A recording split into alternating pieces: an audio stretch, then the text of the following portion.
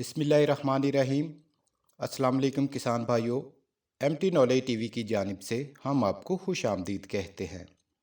आज की वीडियो में हम बात करेंगे धान की पनीरी की काश्त के हवाले से, जिसमें एक तो है तार या कद्दू का तरीका, उसके अलावा खुश्क तरीका और राब का तरीका। इन तीनों तरीक़ों के हवाले से तफसील से बात करेंगे कि इनमें क्या क्या कबाहतें हैं और क्या क्या इनमें फ़वाइद हैं, और साथ में इनको काश्त करने का मुकम्मल तरीक़ाकार क्या है, और बीज को फंजीसाइड हमने कैसे लगानी है, और किन इलाका जात में कौन सा तरीका ज़्यादा यूज़ किया जाता है। वीडियो को मुकम्मल देखिएगा।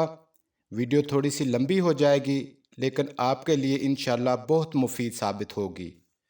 सबसे पहला तरीका जो है, जिसे हम कहते हैं तार या कद्दू का तरीका, ये हमारे मरकज़ी इलाका जात में ज़्यादा यूज़ किया जाता है। जहाँ पर ज़मीन चिकनी है या चिकनी मैरा किस्म की है, वहाँ पर पानी खड़ा रखना ज़मीन के लिए ज़्यादा मुश्किल नहीं है, तो वहाँ पर कद्दू का तरीका ज़्यादा यूज़ किया जाता है। अब इसके जो फ़वाइद हैं वो ये है, एक तो इसमें पनीरी 25 से 30 दिन में तैयार हो जाती है, बेहतरीन पनीरी होती है और पौधे बड़े सेहतमंद होते हैं। दूसरा, इस पे जो ख़र्चा है वो ज़्यादा आता है, यानी महंगा पड़ता है, और इसके अलावा इसके अंदर बाज़ दफ़ा नाइट्रोजन की भी कमी हो जाती है, तो हमें इसका भी ख़ास ख्याल रखना पड़ता है।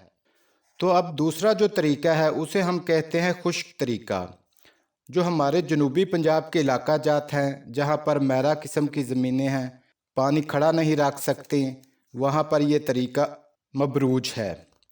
और जो तरीका राब का मैंने बताया है, ये है कि डीजी खां और मुजफ्फरगढ़ के इलाका जात के लिए, जहाँ पर बड़ी सख्त किस्म की ज़मीनें हैं, पक्की ज़मीनें हैं, वहाँ पर हल चलाना बड़ा मुश्किल हो जाता है, तो वहाँ पर ज़मीन को लेवल करके इसके ऊपर पराली या जो फक है, चावल की जो फक जिसे हम कहते हैं, उसकी 2 इंच मोटी तह लगाकर उसको आग लगा दी जाती है।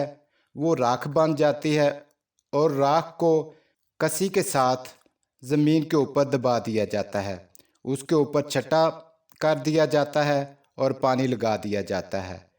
तो वहाँ पर ये पनीरी तकरीबन 35 से 40 दिन में तैयार हो जाती है। लेकिन इसको भी उखेड़ना आसान होता है और इस इलाके की मुनासबत से बेहतरीन तरीका है।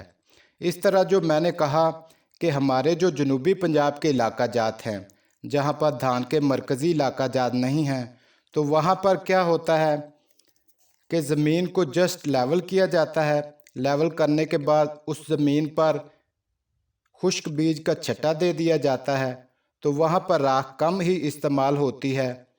तो वहाँ पर जो गोबर होता है उसको खुश्क करके उसका छटा लगा दिया जाता है और पानी लगा दिया जाता है। ये तरीका भी इन इलाका जात में इस्तेमाल किया जाता है, लेकिन जो सरे फहरिस्त है वो है तार या कद्दू का तरीका, जो हमारे मरकज़ी इलाका जात में इस्तेमाल किया जाता है। तो इसके ऊपर मैं डिटेल से बात करूँगा।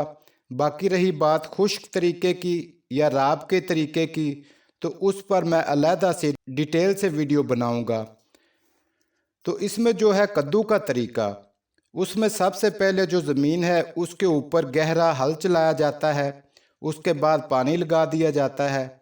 ये आपने पनीरी लगाने से 20 से 25 दिन पहले करना है। जब ज़मीन नरम हो जाती है, वतर पे आ जाती है, तो उसके ऊपर दोहरा हल और सुहागा लगाया जाता है और कुछ दिनों के लिए ज़मीन को छोड़ दिया जाता है।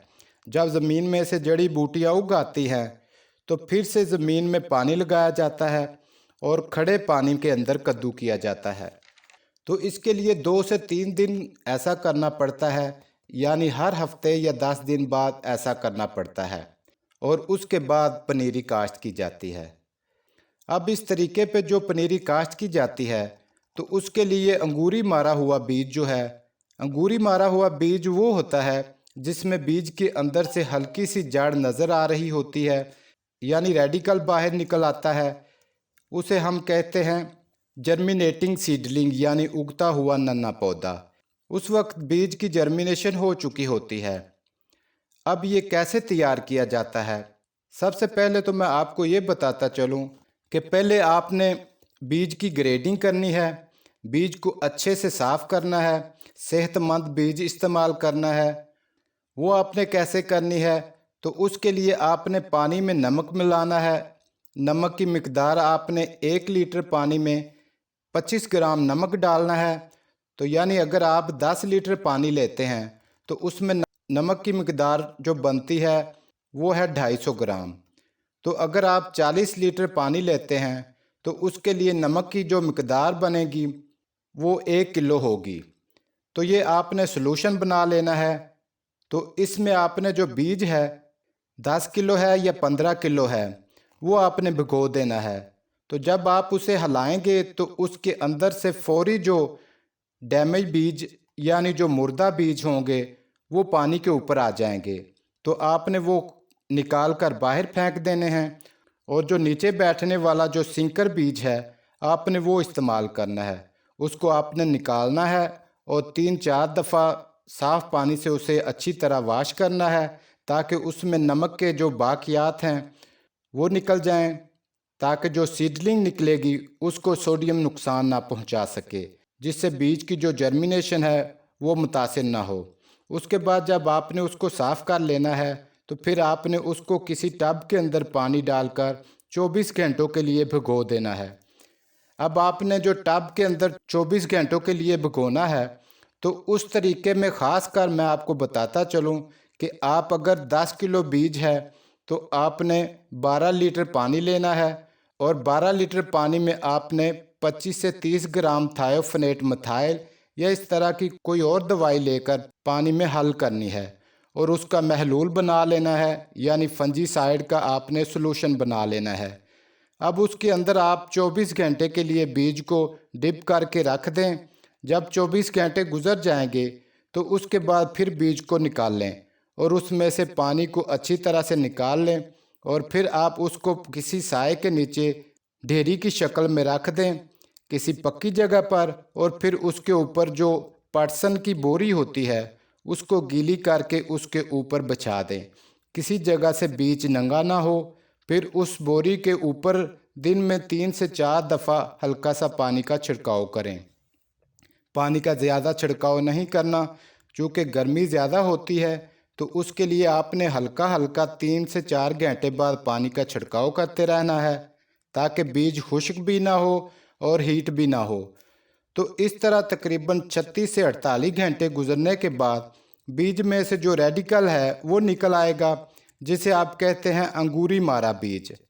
अब आपने इस बीज को जो आपकी कद्दूशुदा ज़मीन है उसमें छटा करना है, लेकिन एक बात का ख्याल रखना है, जब आपने छटा करना है उस वक्त खेत के अंदर पानी का लेवल 1.5 इंच से ज़्यादा नहीं होना चाहिए और कोशिश करें कि आप छटा भी पिछले टाइम करें या सुबह सुबह करें सूरज की तपश से पहले।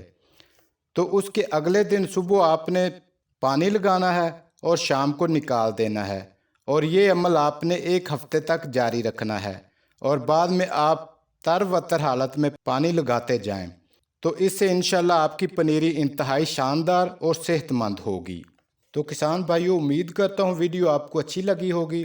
वीडियो को लाइक और अपने दूसरे किसान भाइयों के साथ शेयर ज़रूर कीजिएगा ताकि वो भी इस कीमती मालूमात से फ़ायदा हासिल कर सकें। और जो दोस्त मेरे चैनल पे नए हैं उनसे मेरी छोटी सी गुजारिश है कि मेरे चैनल को सब्सक्राइब कर लें और साथ में घंटी के निशान को ज़रूर दबा दें ताकि मैं जो भी वीडियो अपलोड करूं उसका नोटिफिकेशन फौरी आपको मिल सके। दुआओं में याद रखिएगा। नेक्स्ट वीडियो तक के लिए अल्लाह हाफिज़।